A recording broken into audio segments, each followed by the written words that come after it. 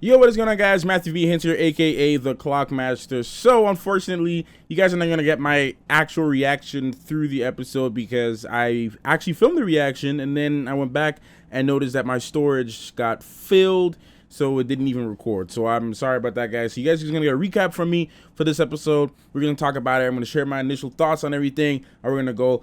I still wanted to drop a video for you guys either way, so just let me know your thoughts down below. Let's go. So what a great episode this was, guys. We had everything start out with everything continuing from Yami seeing Licht put the sword straight through Julius. And this whole scene was just heartbreaking, obviously, because Yami is seeing the person who essentially raised him from since he was a kid just get killed right in front of his eyes, and he doesn't want to take that. He doesn't want to accept that. Now, a scene that I really wanted you guys to see my reaction to is this scene right here where Yami does his dimension slash right through, because obviously Yami came to scrap. He ain't got time for this. He's pissed. He wants to get rid of him, and this was obviously just animated so amazing, just so epic, man. This whole dimension slash thing, him slashing between dimensions. I've always been a fan of his dimension slash and that uniqueness about Captain Yami.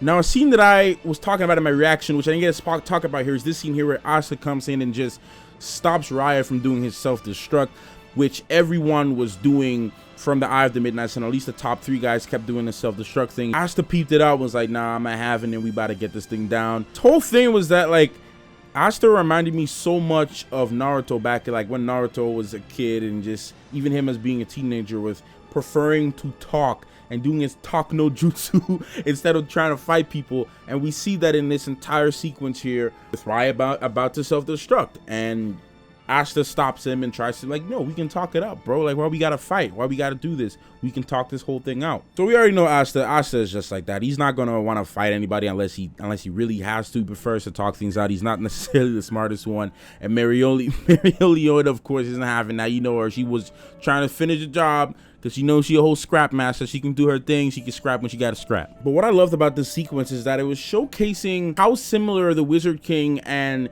Asta are as far as their viewpoints for the country and how they want the Clover Kingdom to be this peaceful, you know, discriminative place, a place where everyone can be under the same roof and be comfortable with each other on the same social class and all that. And Raya sees this and it reminds him of Licht and his wife when they were younger before the incident happened. And you know, he's actually seeing that this guy is serious. Like, this guy is reminding me of my past and a future that was once spoken to me when before this whole incident happened. So again, a very heartbreaking sequence, just seeing, like, Julius is gone. I'm gonna miss the Wizard King. He was really cool. He was really dope. I don't want to see the Wizard King go, but this was a good push because we're gonna see that transformation over and that transition of power from the Wizard King, from Julius over to my pick. My personal pick is Yami for Wizard King. Okay, Yami has always been my first choice. Obviously, Asta and Yuno are too young and too inexperienced to become the Wizard King as of right now. It has to be a journey. It's a whole journey. But my pick as of right now would either be, I wouldn't choose Mariolina. I wouldn't choose her because she is a little bit too she's more like a brawler. Like she's ready to fight. Like she's powerful, but I feel like her head is just more, she doesn't think with the same type of mindset that Julius has. Yami also kind of thinks like that. It's just that he's sort of lazy most of the time. For most of the time, he's pretty lazy. He just doesn't feel like doing anything, but he's pretty much with the whole program. Silver, he cares too much about upper class and all that, so I wouldn't want to have him there. He's totally going back to that backwards mentality of the people who were Wizard King before. And obviously this whole thing of the Wizard King and who's the king, I feel like the Wizard King should just be the king. Like, the king is just useless at this point. But then again, it's just like, you know, you have Queen Elizabeth and then you have the Prime Minister, right? Somebody who's just there. You know, the Prime Minister is the one that actually has the power, right? So it's like this. It's like this. The Wizard King is the one who actually has all the power in a literal and figurative sense. But this whole thing honestly really just hurt me, just seeing Yami's past and all his flashbacks with the Wizard King. He pretty much just raised this guy, man. Like, he raised him since he was a young teenager, and just to see him, how this whole thing just made me just very, like, sad, because it's like this was like it's like a father he never had, essentially, or like an older brother maybe that Yami never had, someone who actually took him in for who he was, raised him, and just everything about Julius is just worth you know, it's just noble about him. It's just very noble. He's very humble, and I'll always, like, I just really love this character, man. He just stands up for what it really truly means to be a king. Also, just seeing Yami about to cry, and just all the emotions in this was just so, like, it was just so sad. Like, just seeing all that and seeing Yami just put up his hands like this, do the signal. This whole scene reminded me very similar to when Jiraiya died,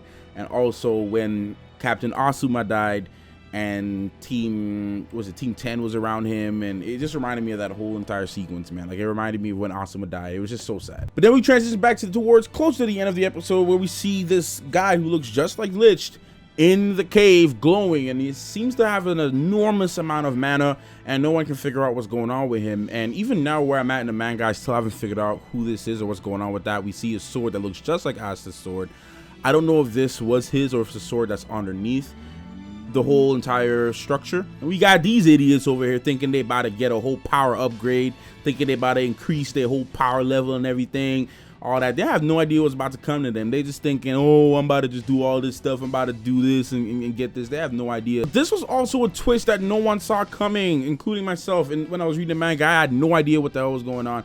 But of course, I had a little flashback scene, so I'm not going to reveal anything for those who aren't reading the manga and don't want any spoilers. But there's a little bit more information in the manga, which I hope the next episode they will show what's going on exactly with Licht and this whole connection with you know, Captain Vengeance and everything. I hope they demonstrate that more towards the next episode. The next few episodes are probably going to span that out and take their time to tell the story, which I don't mind.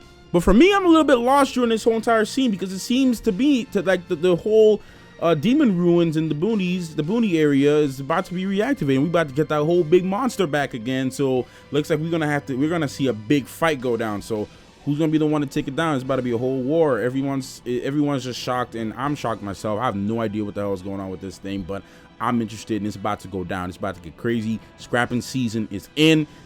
Scrapping season is in. That's all I'm gonna say. Scrapping season is in season. But obviously, this major twist, we're seeing everyone transform back to their elf or their true forms, and I know what's going on with this, which I won't talk about again, as I mentioned, because it's explained more in the manga before this scene happens. So I understand what's going on with YUNO right here. But like I said, I'm not going to mention anything because it's all manga content, and I respect that. I respect those people who don't want to know anything from the manga. I personally I just can't wait. Like, I have to just keep reading because I don't want to wait. Like, I can't wait for everything. But all in all, guys, again, a very good episode. Very, very good things that were, and a lot of major plot points were mentioned in this episode, things that will carry the story on and propel, because Black Clover is just getting really lit right now, and the next few episodes, next 10-20 episodes are about to be some amazing times. I'm looking forward for the next 10 to 20 weeks of these episodes coming out, because it's going to be a long ride, and which is why I can't wait. Like, I literally can't wait, you know, 10 weeks to see some awesomeness unfold. Like, I just have to read it. I have the Shonen Jump and Viz Media subscription. Like, I have all this manga subscription. Why not use it, right? Like, I need to know what's going on. So anyways, guys, if you enjoyed just my little recap and just my brief thoughts and overview, and, you know, just aftermath reactions of everything, just let me know your thoughts down below if you want to see more. Hopefully I can clear out everything on my computer, have more space so I can get more. Hopefully I will clear out, make some more space later on this week, so that I can get a reaction in for you guys next week. Hopefully you guys can see that. But either way, hope you enjoyed the video. Make sure to subscribe. I'll see you in the next one. Clockmaster out. All right, do yourself a favor. Watch my recent video somewhere here, and watch the other video down there, and subscribe. Make sure to do that too.